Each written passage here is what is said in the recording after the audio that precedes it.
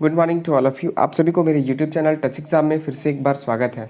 आज हम इस वीडियो में बात करने वाले हैं दीनदयाल पोर्ट ट्रस्ट के द्वारा जो अप्रेंटिस के लिए वैकेंसीज निकाली गई है उसके बारे में डिटेल कि क्या है इसकी एजुकेशन क्वालिफिकेशन, क्या है मंथली स्पेंडेड, एज लिमिट क्या है और इम्पॉर्टेंट डेट्स का, कौन कौन इसको अप्लाई कर सकते हैं और इसी तरह की पूरी जानकारी। तो चलिए शुरू करते हैं।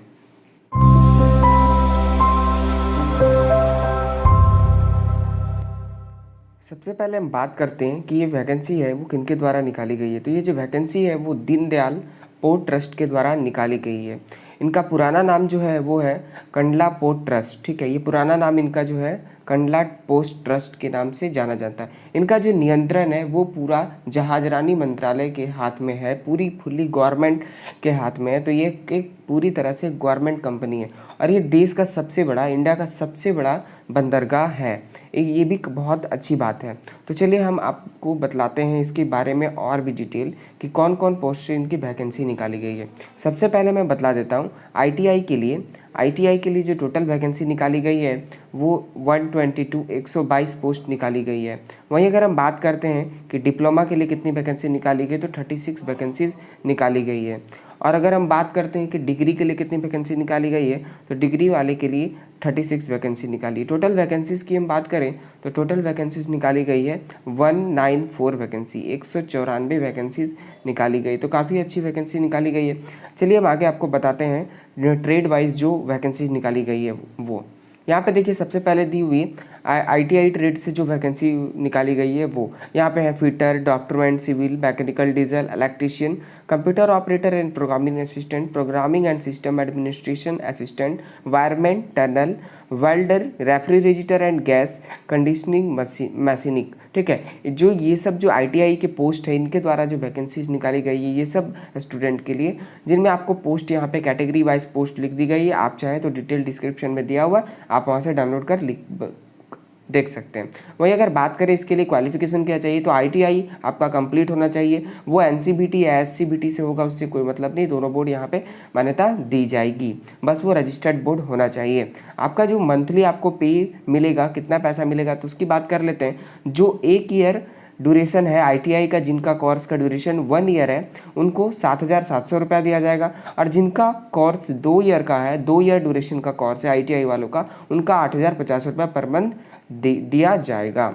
वहीं हम आगे बात करते हैं सेक्रेटरियल असिस्टेंट के पोस्ट के लिए, जिनके क्वालिफिकेशन जो है वो ग्रेजुएशन डिग्री या आपका बीए, बीएससी या तो फिर बीकॉम होगा। रेगुलर मोड में आपका कोर्स कंप्लीट होना चाहिए। इनके लिए जो मंथली पे होगा वो 9,000 रुपीज़ पर मंथ आपको मिलेगी। वहीं अगर हम बात करें ये जो कोर्स है वो उसका ड्यूरेशन 3 मंथ या उससे ज़्यादा की होनी चाहिए। अगर आपका मिनिमम 3 ईयर का ड्यूरेशन है, वैसे जो ग्रेजुएशन होता है वो 3 साल का ही होता है, और अगर उससे ज़्यादा भी है तो आपका काम चल सकता है। वहीं अगर हम बात करते हैं डिप्लोमा इंजीनियरिंग के लिए जो कौन कौन सी पोस्ट में वैकेंसीज निकाली गई है तो डिप्लोमा इंजीनियरिंग के लिए जो वैकेंसी निकाली गई है वो mechanical engineer, electrical engineer, civil engineer के लिए और electronic, computer science, information technology के लिए जो वैकेंसीज निकाली गई है। इनके लिए आपको डिप्लोमा चाहिए रिलेटेड ट्रेड्स में, आप यहाँ पे देख सकते हैं। इनके लिए जो मंथली पे है पर मंथ आपको मिलेगी वो 8,000 रुपये पर मंथ आपको मिलेगी। ये जो पूरी आपकी होगी अप्रेंटिस वो 1 ईयर का ही होगी। 1 ईयर का ये प्रोग्राम है, 1 ईयर का प्रोग्राम है आपका, 1 ईयर का अप्रेंटिस सिर्फ ही होगा। अगर हम यहाँ बात करते हैं डिग्री वालों के लिए कि कौन कौन सी वैकेंसी निकाली गई है तो डिप्लोमा वाले जो हैं उन्हीं के जैसा इनका भी वैकेंसी निकाली गई है। जैसे mechanical engineer, electrical engineer, civil engineer, electronic, computer science and information technology के लिए वैकेंसी निकाली गई है। इनके लिए आपको रेगुलर डिग्री चाहिए मैकेनिकल इंजीनियर रिलेटेड ट्रेड से, या तो फिर जो आपका इलेक्ट्रिकल ट्रेड है, सिविल है, इलेक्ट्रॉनिक्स एंड कंप्यूटर साइंस है, उसमें आपका बीटेक होना चाहिए या बीई होना चाहिए। इनका जो मंथली पे है वो 9,000 पर मंथ है, काफ़ी अच्छा पे है, बहुत ही अच्छा पे है। आगे हम यहाँ बात करते हैं एज एंड क्वालिफिकेशन का। आपका जो एज है वो 28 साल से कम होना चाहिए। 30/8/2020 को आपका उम्र जो है वो 28 साल से कम होना चाहिए। काफ़ी इंपॉर्टेंट बात है, देखिए यहाँ पे लिखा हुआ है जो कैंडिडेट हैं आईटीआई वाले वो 2016 या तो उससे पहले पास आउट होना चाहिए। अगर कैंडिडेट 2016 के बाद 2017 को पास किए तो वैसे कैंडिडेट एलिजिबल नहीं है। और अगर हम वही बात करते हैं बीए ग्रेजुएशन वाले के लिए तो 2018 में उनका पास आउट कंप्लीट हो जाना चाहिए।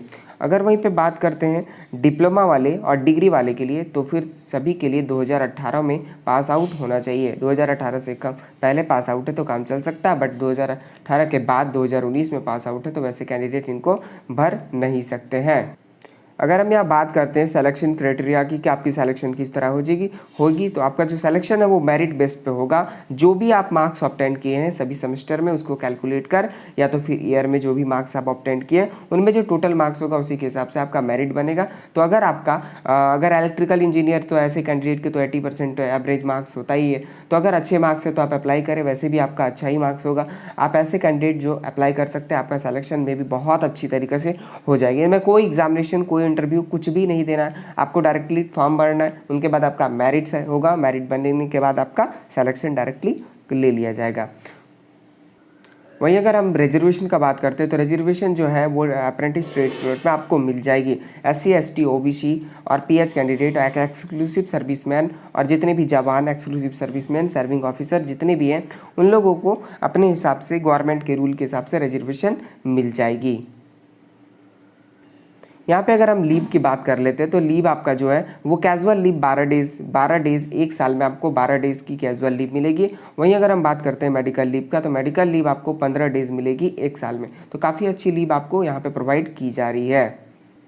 आगे में आप बात करते हैं कि आप एप्लीकेशन को कैसे फिल करेंगे। सबसे पहले जितने भी ITI वाले हैं, ITI वाले अपने अप्रेंटिस ट्रेड में रजिस्टर्ड करेंगे। अपना जो गवर्नमेंट का अप्रेंटिस ट्रेड का जो रजिस्टर्ड करना है NATS की साइट में आप वहाँ पे रजिस्टर करेंगे। हम आपको डिस्क्रिप्शन में लिंक दे दिया, वहाँ पे डायरेक्टली आप क्लिक कर अगर आप रजिस्टर कर लिए तो आपका 16 डिजिट का 2 सीरियल नंबर होगा वो आप यहाँ पे इंटर कर अपना फॉर्म आराम से भर सकते हैं। अगर जो रजिस्टर नहीं किया डिस्क्रिप्शन में लिंक दिया हुआ आप वहाँ से अप्लाई कर सकते हैं। वहीं अगर हम डिप्लोमा और डिग्री वाले के लिए बात करते हैं तो वो लोग भी NATS के ऑफिशियल साइट में जाकर सबसे पहले अप्लाई करेंगे, वहाँ से अपना 16 डिजिट का कोड लेंगे, 16 डिजिट का सीरियल नंबर लेंगे NATS के साइट में रजिस्टर करने के बाद। उनके बाद वो जो है दीनदयाल पोर्ट ट्रस्ट के वेबसाइट जो डिस्क्रिप्शन में दिया हुआ है वहाँ से आप जाकर अपना फॉर्म को ईजिली फिल कर सकते हैं। अगर हम यहाँ बात करते हैं एप्लीकेशन फ़ीस का, एप्लीकेशन फ़ीस जो है वो SC ST OBC और जनरल के लिए जो है वो ओनली 100 रुपीज़ आपको ऑनलाइन मेथड से पे करना है। आगे में आप बात करते हैं लास्ट डेट का, तो लास्ट डेट जो है वो आपका 7/7/2020 का है। 7 जुलाई 2020 के पहले आपको अप्लाई कर देना है, ये बात ध्यान में रखिएगा। इसी तरह का जानकारी है, बहुत ही अच्छा फॉर्म है, आप यहाँ से अप्लाई करें। आपका जो मंथली पे है वो भी काफ़ी अच्छा है। आप यहाँ से एक ईयर में अप्रेंटिस कंप्लीट कर कहीं भी अच्छे जगह प्लेसमेंट या फिर जॉब ले सकते हैं। अगर ये वीडियो आपको पसंद आएगा तो आप हमारे YouTube चैनल टच एग्जाम को सब्सक्राइब करना ना भूलें, जिससे कि आपको रेगुलर जॉब से अपडेट मिलते रहे।